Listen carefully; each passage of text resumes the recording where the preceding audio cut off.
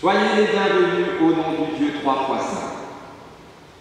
Ce matin, faisons preuve d'humilité en reconnaissant trois choses. Nous ne nous sommes pas faits nous-mêmes. Notre origine est en Dieu. Nous ne nous faisons pas nous-mêmes. Dieu est le potier qui façonne continuellement ceux qui se confient en lui. Et nous ne sommes pas destinés au néant. La destinée des enfants de Dieu est en lui. Alors pour reconnaître tout ça, il nous faut passer de l'orgueil à l'humilité pour pouvoir s'attendre à Dieu maintenant comme aussi au temps de l'épreuve, dans nos difficultés, parce qu'à ce moment-là aussi, il est Dieu qui seul peut agir avec puissance dans nos vies. Entrons dans la louange avec le premier chant. Célébrons le Seigneur, les trois strophes.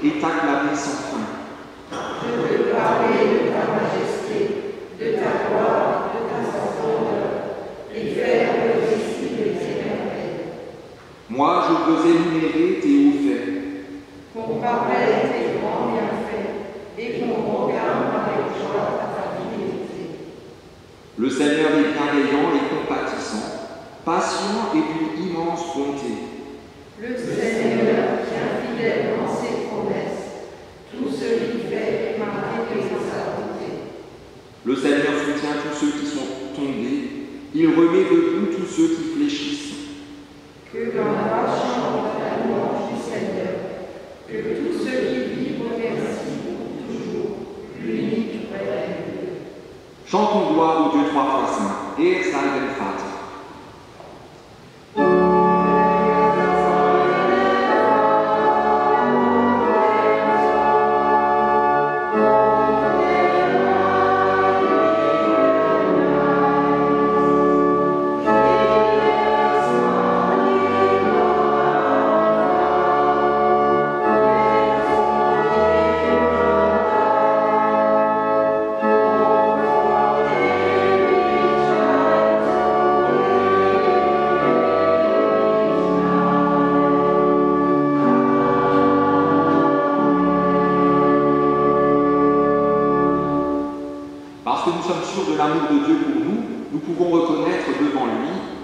sépare de lui.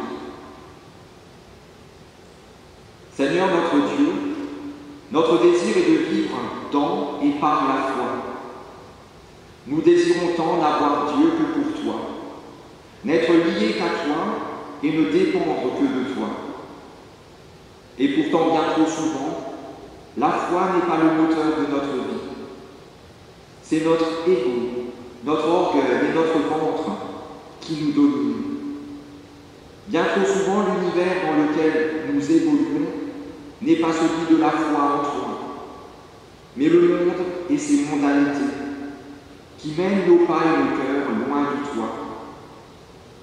C'est pourquoi, tels que nous sommes, et confiant en la puissance de ton amour, nous te demandons, arrache-nous à ce qui nous tient captifs. Dirige nos yeux, nos pas et nos cœurs vers toi, pour que nous nous attachions à toi et que, comme tes enfants, nous vivions dès à présent dans et par la foi. Oui, Seigneur, nous t'en prions, prends pitié de nous. Erbarme dich.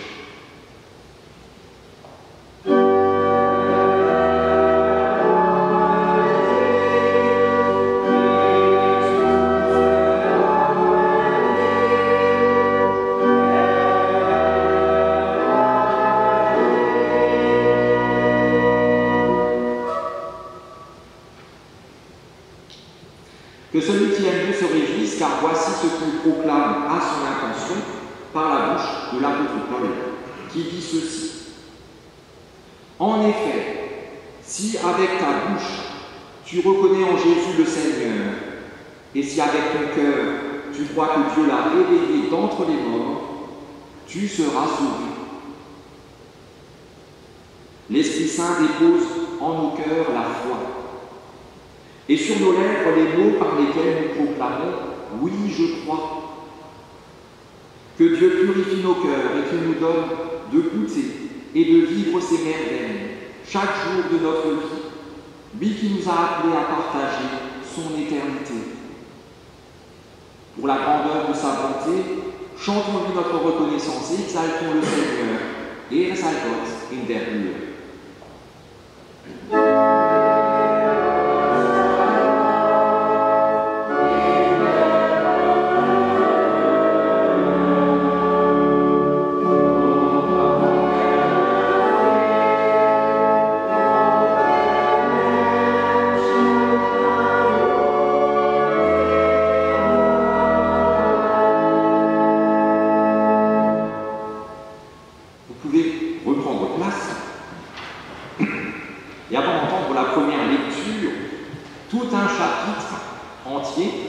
Nous prions pour que ces paroles deviennent pour nous paroles de vie.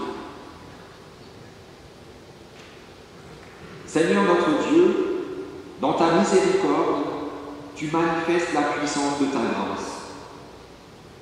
Apprends-nous à ne placer notre confiance qu'en toi, afin que nous soyons nous aussi débordants de miséricorde à l'égard de tous ceux que tu places sur nos routes, et qu'ainsi nous ayons part à la joie de ton royaume.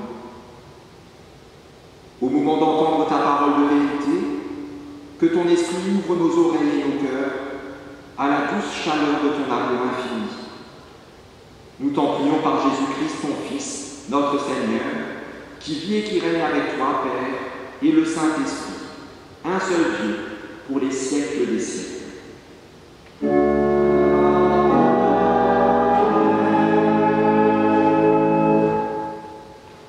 Et dans le livre de Job, nous écoutons le chapitre 23.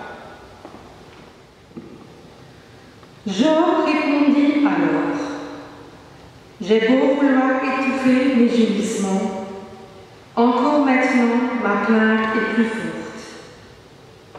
Ah, comme j'aimerais savoir où trouver Dieu. Je me rendrai alors jusqu'à sa résidence, et je pourrai ainsi lui exposer ma cause.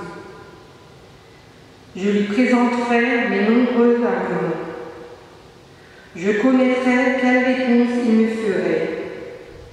Je comprendrai enfin ce qu'il tient à me dire. Lui faudrait-il un grand effort pour m'affronter? Mais non, il suffirait qu'il me prête attention.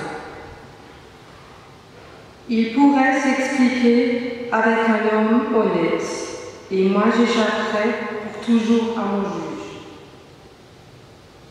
Mais si je vais à l'est, il ne s'y trouve pas. Je me rends à l'ouest et je ne l'aperçois pas. A-t-il affaire au nord? Non, je ne les vois pas. Se cache-t-il au sud? Je ne remarque rien. Pourtant, il connaît bien le chemin que je suis. Il m'a mise à l'épreuve. Mais j'en sortirai plus comme l'eau du creuset. Je me suis fermement attachée à ses bras. J'ai suivi son chemin et il n'en est pas dévié. Je n'ai pas refusé ce qu'il me commandait. J'ai gardé dans mon cœur tout ce qu'il m'ordonnait.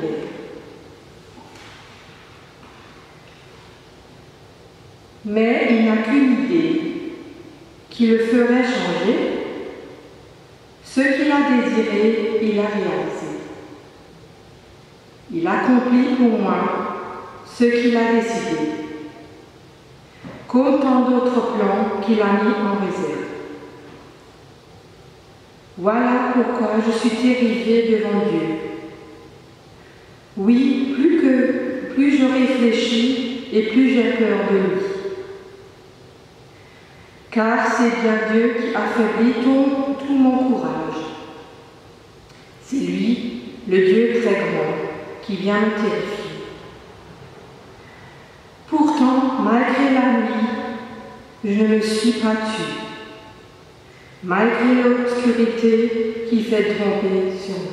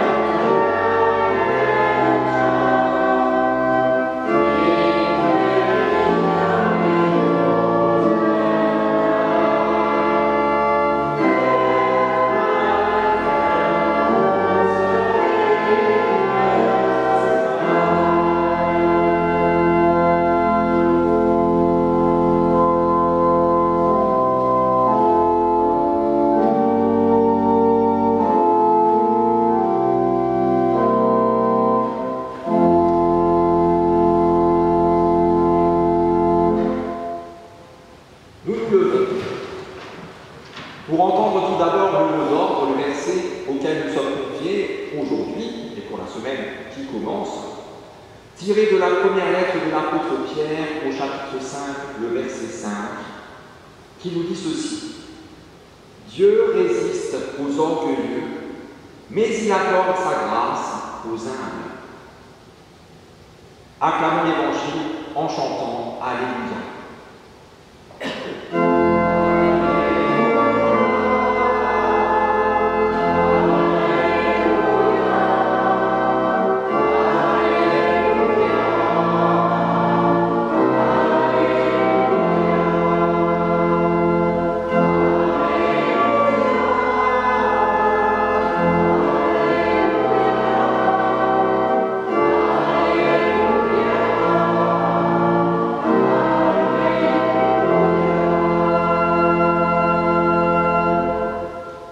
Et dans l'évangile de Luc, nous entendons la seconde lecture. Luc 18, versets 9 à 14. Jésus dit la parabole suivante à l'intention de ceux qui se croyaient justes aux yeux de Dieu et méprisaient les autres. Deux hommes montèrent au temple pour prier. L'un était pharisien, l'autre collecteur d'impôts. Le pharisien debout priait ainsi en lui-même. Ô Dieu, je te remercie de ce que je suis, comme le reste des hommes qui sont voleurs, mauvais et adultères. Je te remercie de ce que je ne suis, comme ce collecteur d'impôts. Je jeûne 2 jours par semaine et je te donne le 10e de tous mes revenus. Le collecteur d'impôts, lui, se tenait à distance et n'osait pas même lever les yeux vers le ciel. Mais il se frappait la poitrine et disait « Ô Dieu, aie pitié de moi, qui suis un pécheur. » Je vous le dis, ajouta Jésus, cet homme était en règle avec Dieu.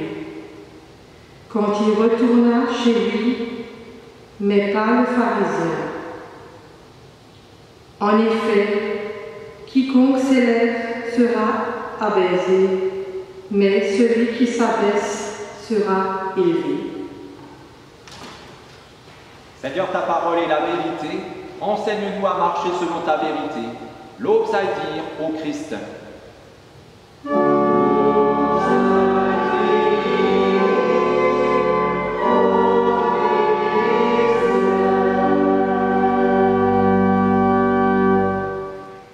Alors là, j'ai appris que c'était le 14 août. On vous a dit qu'il y aurait une question du jour, alors qu'il n'y en avait pas. Aujourd'hui, je vais vous dire tout de suite, il n'y en a pas non plus. Voilà, je ne fais pas de mauvaises blagues. Moi. Donc pas de question du jour, mais à partir de nos lectures, tout particulièrement la première, tout ce chapitre, le chapitre entier du livre de Job, cette énième réponse de Job aux accusations à peine déguisées en soutien fraternel de ses amis, ben voici 3 points importants que l'on peut emporter avec nous, souligner, etc. Malaxer, mâchouiller, faire grandir. Le premier, et ça c'est une évidence, quand il faut, il faut. On est tous d'accord, quand il faut, il faut. Le deuxième, l'épreuve éprouve. Ça paraît aussi tellement évident que c'est même pas la peine de le dire. Et le troisième point, une partie essentielle, mais essentielle du tout. Alors comme ça, à l'intérieur vous dites oui, mais qu'est-ce qu'on met dans tout ça? Premier point, quand il faut, il faut. Quand il faut y aller, ben il faut y aller. Sinon, on risque de rater le coche, de rater quelque chose d'important, l'opportunité miraculeuse, la rencontre tant espérée et pourquoi pas l'amour de notre vie. On est resté à la maison le samedi soir, on n'est pas allé au bal, et pouf, c'était ce soir-là ou jamais. Et vous restez célibataire, ou alors vous trouvez quelqu'un d'autre. Quand il faut se nourrir, eh bien il faut se nourrir. Sinon, on risque l'anémie, la déshydratation, jusqu'à la mort. Il faut se nourrir, il faut se nourrir. Quand il faut se taire, eh bien il faut se taire. Sinon, on n'entendra pas ce que l'autre a à nous dire. S'il y a toujours le même qui parle, dans un couple ou dans un groupe, et les autres ne peuvent pas en placer une, eh bien, ils ont sans doute aussi des choses très importantes, peut-être la meilleure bonne nouvelle du monde, et on ne l'entendra pas.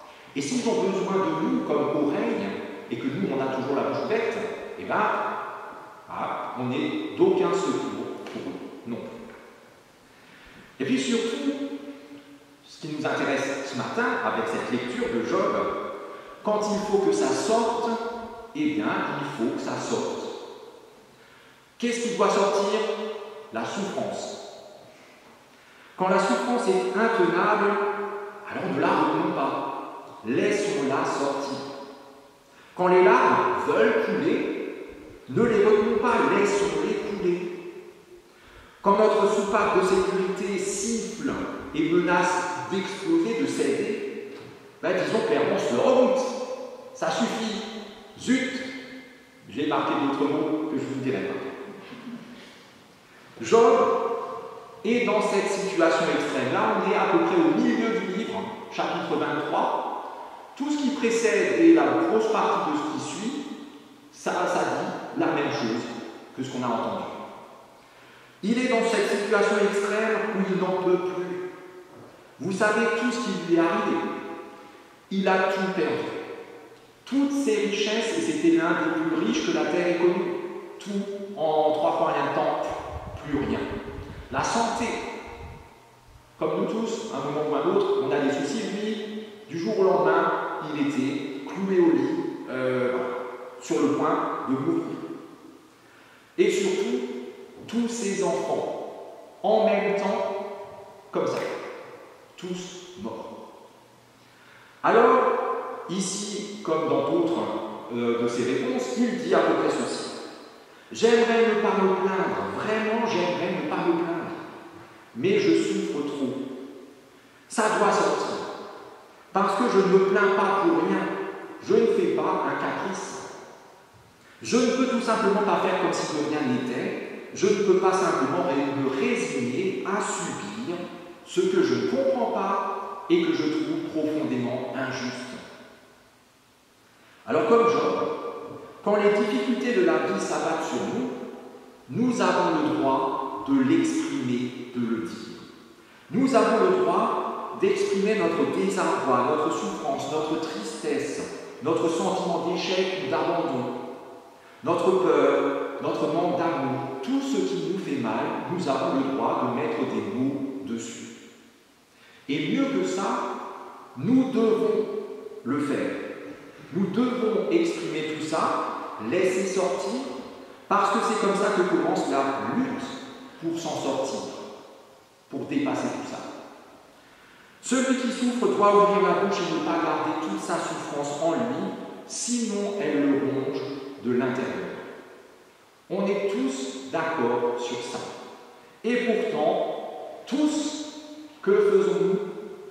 On continue à garder tout ça bien profond, à le pousser bien plus au fond, à prendre encore et encore sur nous, jusqu'à quel moment?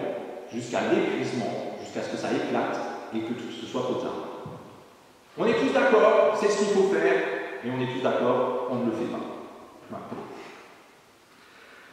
Alors si on accepte qu'il faudrait le laisser sortir, à qui s'adresser?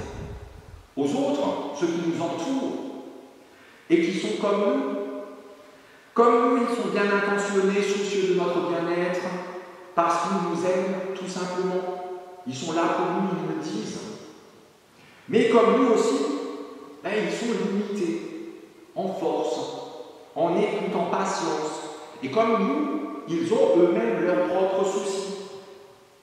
Les autres qui nous entourent ne peuvent tout simplement pas mettre leur jérémiade de côté pour n'écouter que les nôtres. Un certain temps, une certaine quantité, oui, mais pas que nos jérémiades à nous. Alors oui, on peut leur confier une certaine part, avec parcimonie. Pas trop, sinon ce trop devient vite beaucoup trop. Et alors ils s'écroulent, ces autres s'écroulent avec nous. Tournons-nous en même temps et de manière principale vers celui qui n'a aucune limite, Dieu. Lui, il peut supporter toutes nos plaintes et nos gémissements en même temps que toutes les plaintes et les gémissements de tous les autres. Ça, c'est la preuve qu'il n'a aucune limite. Parce que, dans la lecture qu'on a entendue, c'est ce que fait Job. C'est vraiment ce qu'il souhaite, s'adresser à Dieu. Mais pas juste comme ça en passant. Il veut s'adresser à lui face à face. On pourrait dire d'homme à homme, les yeux dans les yeux, pour lui dire de vive voix ce qu'il a sur le cœur. Alors bien sûr, Job sait que Dieu sait déjà tout ce qu'il a à lui dire. Il le dit, Job, il dit Dieu connaît bien mon chemin. C'est lui qui m'a préparé ce chemin. Mais j'en appelle à lui parce que, quand je lui parle, il ne me répond pas. Alors, je l'oblige, je le cherche pour l'obliger à me répondre. Je sais qu'il est là, je sais qu'il sait, je sais qu'il m'entend, et il ne dit rien. Alors lui, quand il faut. Quand il faut laisser sortir sa souffrance, il faut la laisser sortir. Laissons-la sortir. À la face de Dieu. Parce que notre chemin est celui qui nous a lui-même préparé. Ceci nous amène au deuxième point, aussi, une tautologie. L'épreuve éprouve. C'est tellement tautologique qu'on n'aurait même pas besoin de le dire. Une épreuve, par définition, c'est quelque chose qui nous éprouve, forcément. Mais il est bon de le rappeler, parce qu'en bon chrétien que nous sommes, on veut bien que Dieu nous prépare notre chemin selon sa volonté, qu'il fasse de notre chemin ce qu'il veut. On veut bien. C'est d'ailleurs ce qu'on prie dans le Notre Père, comme on priera tout à l'heure. Que ta volonté soit faite dans le ciel, sur la terre, dans ma vie, dans le monde, dans ma vie, surtout. Oui, on le prie, peut-être tous les jours, plusieurs fois.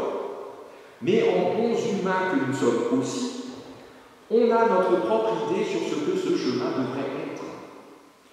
Pour nous, le chemin idéal, c'est un chemin sans épreuve, ou avec des toutes petites qu'on est sûr de surmonter facilement, qu'on ne les remarque même pas. Ça oui. Que ton chemin soit celui que tu veux, à condition que ce soit plus aussi, comme moi, je le souhaite, pas trop difficile quand même, pas trop de montée, pas trop de cailloux, peut-être une plage, une belle plage, ça c'est pas trop mal comme chemin. On est un peu comme ces amoureux qui attendent de l'autre qu'il devine tout ce que l'on souhaite sans qu'on ait besoin de lui dire. On attend de notre amoureux qu'il sache déjà tout et qu'il fasse tout ce qu'on souhaite sans qu'on ait besoin de lui dire. Et surtout, on attend de notre amoureux qu'il vive sa vie uniquement pour nous. Et nous, on vivra quand même un peu notre vie parce que nous, on a droit à une vie à nous. Mais lui, c'est notre amoureux, qu'il fasse tout ce qu'il faut pour nous. Nous devons être le cœur de sa vie à nous. Alors oui, Job sait que Dieu sait. Il sait que rien de ce qui lui arrive n'échappe à la volonté de Dieu, mais hors de sa main. Et que c'est pour ça que tout a un sens. Mais ce sens, il ne le comprend pas. Job voudrait bien le connaître, ce sens, parce qu'il pense que savoir quel sens tout ça a, ça rendrait plus facile cette épreuve, plus facile à supporter. Et peut-être qu'il a raison. Peut-être que quand on sait, c'est plus simple. Peut-être que quand on sait que le cancer des poumons qui nous ronge vient des milliers de cigarettes qu'on a fumées, peut-être que c'est plus simple d'aller faire une chimio et de se résigner, c'est trop tard, c'est la fin. Peut-être. Je ne crois pas, mais peut-être. Peut-être que savoir la raison, ça donne vraiment, ça facilite l'acceptation, peut-être. C'est pas dit. En tout cas, Job est sûr qu'il est lui-même dans son bon droit. Il sait qu'il n'est pas en tort à l'égard de Dieu. Il sait que ce n'est pas à cause d'une faute qu'il aurait commise qu'il subit tout ce qu'il subit. Il sait que ce n'est pas à cause de ça. Il sait que ce n'est pas une punition. Et il sait que cette souffrance, aussi injustifiée qu'elle lui paraisse, lui sera bénéfique à la fin. Parce qu'elle sera le révélateur qu'il a toujours été juste. Parce que, au bout du compte, ça clouera le méchant bec de ses amis. Et dans nos vies aussi, les épreuves peuvent être révélatrices. Elles peuvent révéler qui nous sommes vraiment. Révéler en faisant fondre tout ce qui nous parasite pour laisser resplendir l'or purifié que nous sommes au plus profond de nous. Et passer par le feu, ça fait toujours mal. La sagesse populaire le dit de cette façon: ce qui ne me tue pas me rend plus fort. La foi chrétienne le dit comme ça, on l'a déjà entendu. Tel un potier, Dieu nous façonne l'argile, subit bien des pressions avant d'avoir la forme finale. Tel un viticulteur, Dieu nous émonde les vignes, on coupe une bonne partie pour que le reste puisse porter du bon fruit. Tel un arboriculteur, Dieu nous élague. Moi, j'aime pas couper les branches. Mais si vous ne coupez pas les branches, l'arbre, il est moins bon, a priori. Ceux qui connaissent la fin de l'histoire de Job savent que Dieu ne lui reprochera pas ses cris, ni sa quête. Il dira pas: c'est pas bien, je vais te punir encore plus. À la fin, Dieu se contente de rappeler à Job: mais qui est Dieu dans cette histoire? Job, tu oublies que toi, tu es un humain, alors que moi, je suis Dieu. Là, je te façonne comme je façonne le monde. Et toi, tu veux comprendre, et pire encore, tu veux me dire ce que je dois faire. Tu oublies que c'est moi qui suis Dieu, et toi, tu es humain. Et ça nous amène enfin au troisième point. Une partie essentielle du tout. Comme Job, nous faisons partie d'un tout qui nous dépasse. Les projets de Dieu pour chacun de nous font partie d'un projet plus grand pour la création entière. Alors on peut appeler ça l'histoire du salut. Depuis la création du monde jusqu'à l'avènement au retour du Christ en gloire et l'instauration du royaume de Dieu pour l'éternité. Voilà. Tout ce chemin-là, nous en faisons partie. Mais dans la réponse de Dieu à Job, celle qu'on vient d'évoquer, on ne l'a pas lue, mais je viens de la dire en quelques mots, on entend aussi ceci. Moi qui m'occupe de l'univers tout entier, tu ne me crois pas capable de m'occuper de toi? Toi qui es mon tout petit enfant, un de mes tout petits enfants? Tu me crois insensible à la souffrance que tu subis, insensible à ta vie? Mais quelle erreur, Job, quelle erreur! Je ne considère le tout que comme la somme de toutes les parties qui le composent. Nous sommes chaque partie du corps et nous faisons le corps, tous ensemble. Toi, une petite partie de ce tout, tu m'es infiniment précieux. Job est une partie infiniment précieuse au cœur de Dieu. Nous aussi, chacun d'entre nous, nous sommes une partie infiniment, tout aussi infiniment précieuse que Job et tous les autres. Si bien que lorsque l'un d'entre nous, un seul d'entre nous souffre, Dieu souffre aussi.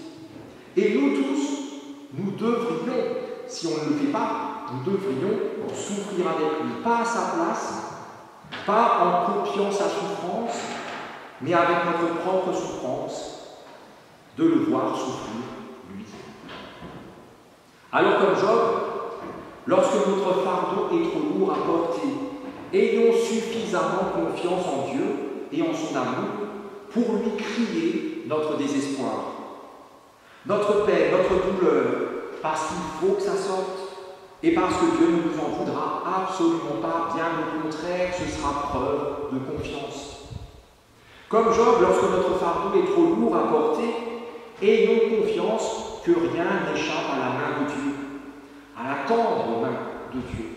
Surtout pas ça, ce qui nous blesse.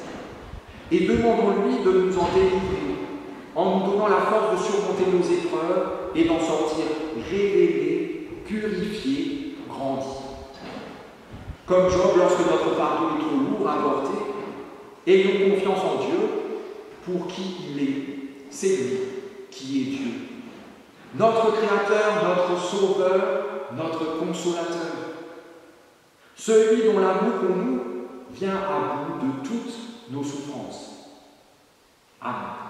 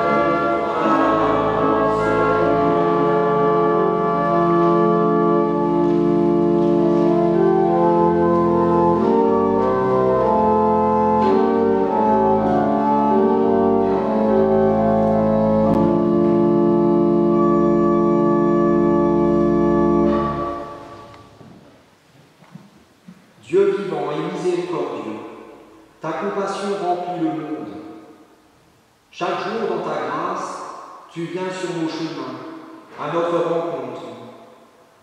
Aujourd'hui aussi, tu es parmi nous et nous pouvons te prier en toute confiance.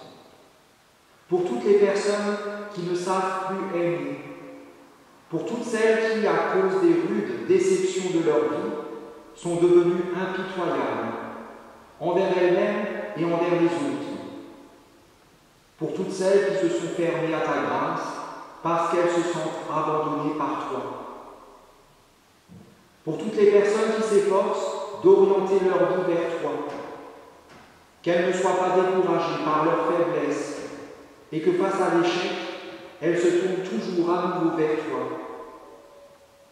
Pour toutes les personnes qui ont faim et soif de justice, toutes celles qui subissent l'oppression et sont obligées à vivre leur foi en cachette, toutes celles qui sont soumises à la violence, à la pauvreté, à la maladie ou à la solitude, inonde leur vie de ta compassion infinie et secours-les. Pour nous-mêmes, nous qui avons tant besoin de ton amour gracieux, accorde-nous force et courage, et dans l'adversité, affermis notre confiance et notre espérance, pour que nous vivions par la foi. Toi qui par ton esprit fais de nous tes enfants, c'est en enfant que nous te prions, avec les mots que Jésus, notre Frère, nous a lui-même appris.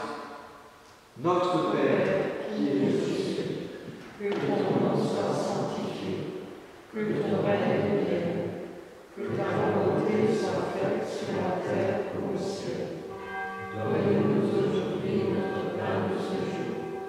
Pardonne-nous nos offenses, comme nous pardonnons aussi à ceux qui nous ont offensés. Et ne nous laisse pas entrer dans la tentation, et délivre-nous du mal. Car c'est à toi qu'appartiennent le règne, la puissance et la gloire, au siècle des siècles. Amen.